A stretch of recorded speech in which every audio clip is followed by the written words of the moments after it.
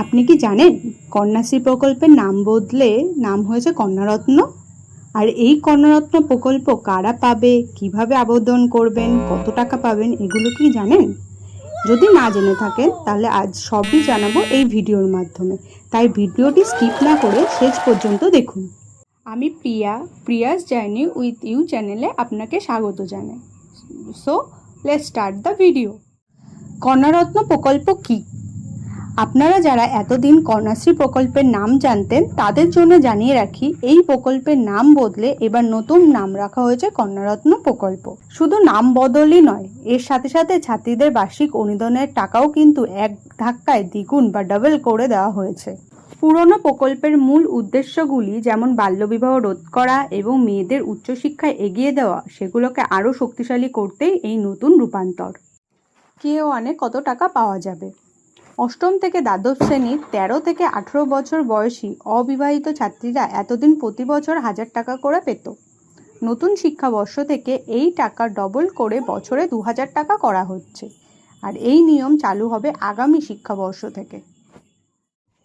K2 কত টাকা পাওয়া যাবে?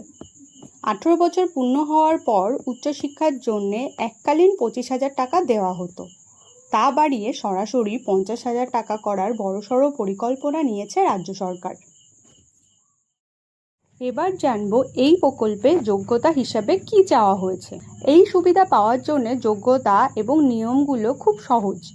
আবেদনকারীকে অবশ্যই পশ্চিমবঙ্গের স্থায়ী বাসিন্দা এবং অবিবাহিত হতে হবে। যে কোনো সরকারি বা সরকারি পোষিত স্কুলে বা কলেজে নিয়মিত পড়াশোনা করতে হবে। এই প্রকল্পে আবেদন করতে কি কি লাগবে?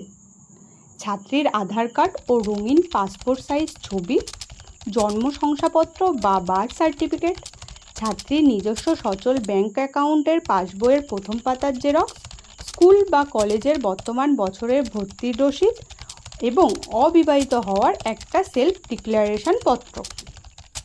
কিভাবে আবেদন করবেন? আবেদন পদ্ধতি একদম আগের মতোই সহজ আছে।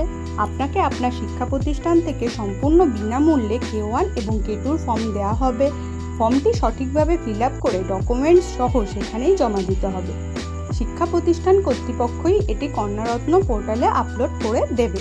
আর যদি কোনো সমস্যায় পড়েন তাহলে সাহায্যের জন্য সরকার দ্বারা চালু করা হেল্পলাইন নাম্বার 181-এ যোগাযোগ করতে পারেন। তাহলে আর দেরি না করে আপনার স্কুল বা কলেজে আজই যোগাযোগ করুন। ভিডিওটি ভালো লাগলে একটা লাইক করুন এবং বন্ধুদের সাথে শেয়ার করুন। এই ধরনের সমস্ত সরকারি আপডেটের খবর সবার আগে পেতে আমাদের চ্যানেলটিকে এখনই সাবস্ক্রাইব করে রাখুন।